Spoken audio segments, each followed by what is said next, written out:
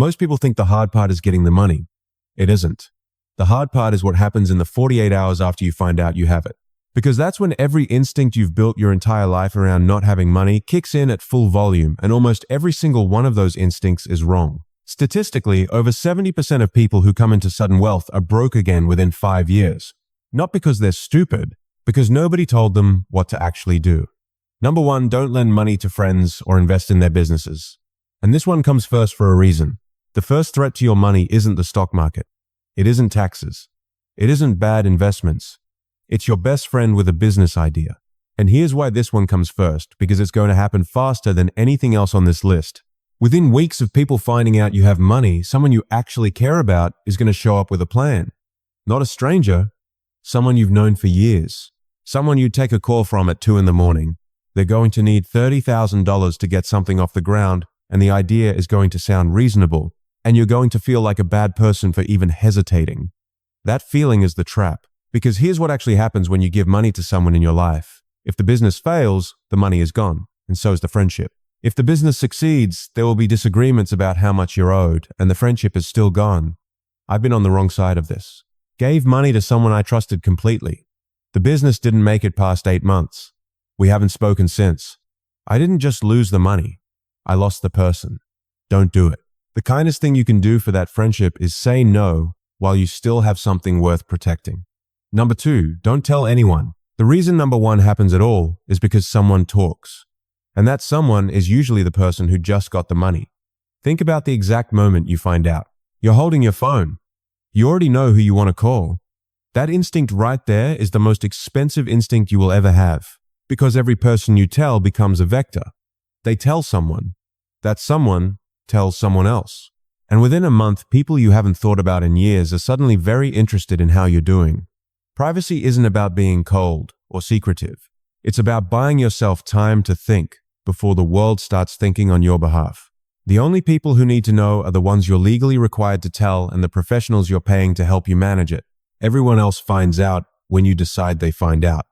And that timeline is entirely up to you. Number 3, don't quit your job yet. This is the one most people get wrong within the first week. You're sitting in a meeting that has no reason to exist, listening to someone explain something that could have been an email, and somewhere in the back of your mind you know there's money sitting in an account with your name on it. The thought is right there, you could leave. You could just get up and walk out and never come back. Don't. Not yet. Because quitting your job the moment you have money is an emotional decision wearing the costume of a financial one. What people don't understand is that losing the structure of work doesn't free you. It just removes the one thing keeping your spending anchored to something real. Without it, days blur together, boredom gets expensive fast, and a year later you've made 12 months of impulsive decisions with nobody around to notice. The balance of power has shifted, and that actually matters. You now have the option to leave. That's different from leaving. Keep the job. Let the option sit there. There's a significant difference between being trapped and choosing to stay. Number 4, pay off your debt, then let the money sit. There are exactly 2 things you should do with the money immediately. Pay off everything you owe, and then don't touch the rest. That's it.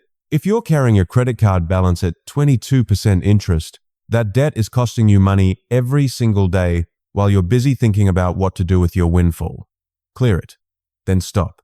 Because the second temptation right after spending is optimizing. People want to immediately move the money somewhere smart, make it work, get it invested before they waste another day earning nothing.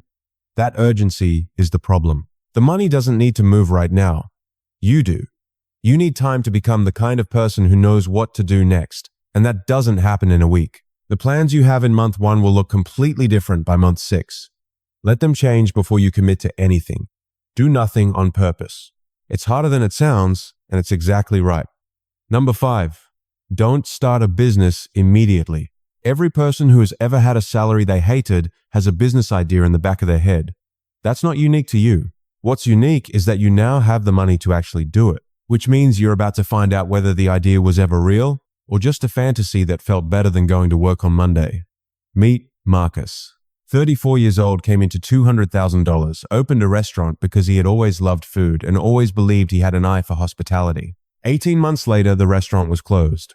Not because Marcus wasn't smart, because loving food and running a food business are 2 completely different skill sets, and money can fund the gap between them for a while, but it cannot close it. 9 out of 10 new businesses fail. That number doesn't care how passionate you are or how good your timing feels. If you want to build something, start planning now and start spending later. The idea will still be there in 12 months. If it isn't, that's also useful information. Number 6, don't dramatically upgrade your lifestyle. This is the quiet mistake, and it's the hardest one to undo.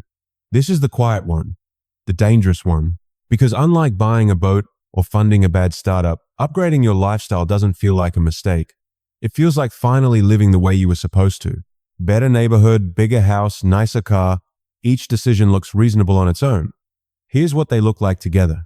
A $500,000 house in Phoenix versus an $800,000 house in a better zip code means a difference of roughly $1,800 a month in mortgage, property tax, and maintenance. Every single month. Forever. Regardless of what your account looks like in year 3 or year 5. That's the part nobody calculates in the moment. Lifestyle upgrades don't cost money once.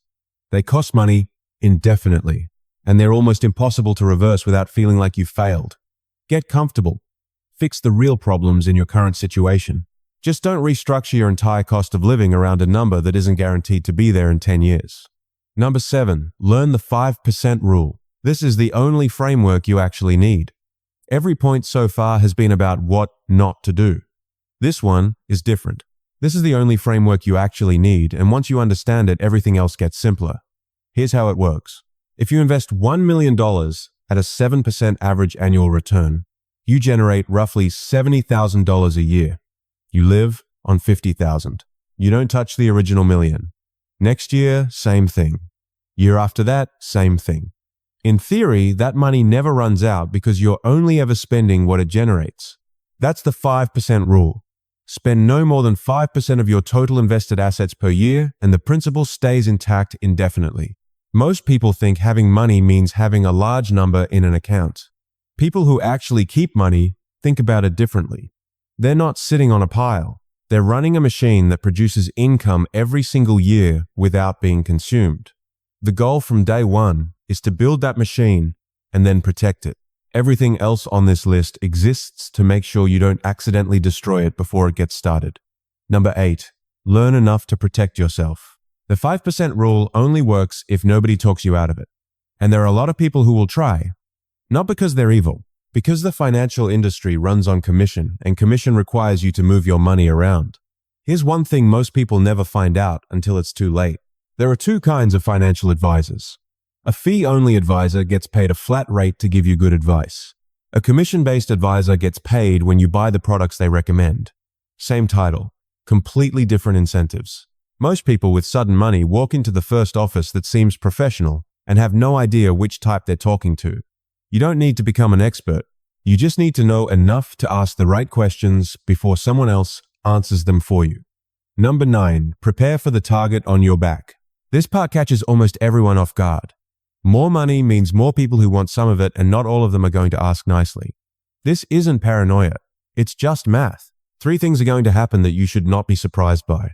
First, someone in your extended family is going to surface a legal claim you didn't know existed, usually around an inheritance, usually right after the paperwork settles. Second, someone from your past, someone you haven't heard from in years, is going to reach out with an investment opportunity that requires a quick decision. Third, and this one is the hardest, someone close to you is going to use guilt as leverage.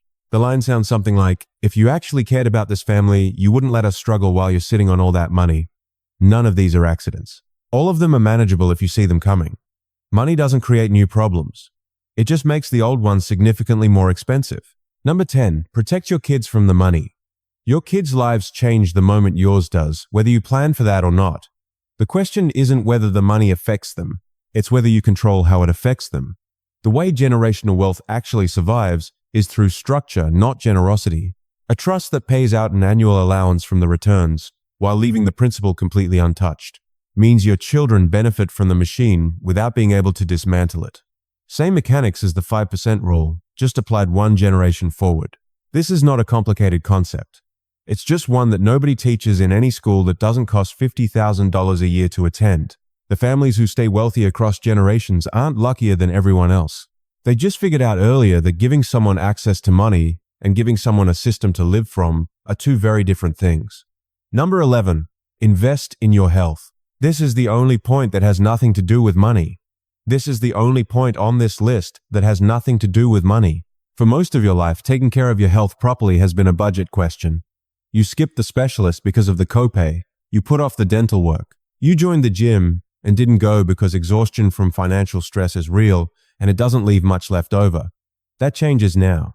For the first time, you can actually afford to find out what's going on with your body and fix it. Do that, because none of the other 11 points matter if you're not around to see them through. Number 12, play it safe. Everything on this list has been building to this one. You've made it through 11 things not to do and one framework that actually works. The last one is simple. Don't blow it chasing something bigger. The people who lose sudden wealth almost never lose it to one catastrophic decision. They lose it to a series of small ones, each of which seemed reasonable at the time, each of which moved them slightly further from the machine and slightly closer to spending down the principal. Remember, number 1, that friend who needed $30,000 is probably still waiting on an answer. Now you know what to say. The version of you that still has this money in 10 years doesn't need to be a genius. They just need to be the person who didn't make the obvious mistakes when it counted most. Here's the thing about sudden wealth. The information on how to keep it isn't hidden. It's not complicated. Most people who lose it knew at least half of what's on this list before they made the decisions that cost them everything. The gap isn't knowledge. It's the distance between knowing what to do and actually doing it when every instinct you have is pulling in the opposite direction. That's the real test, and it starts the moment the money arrives.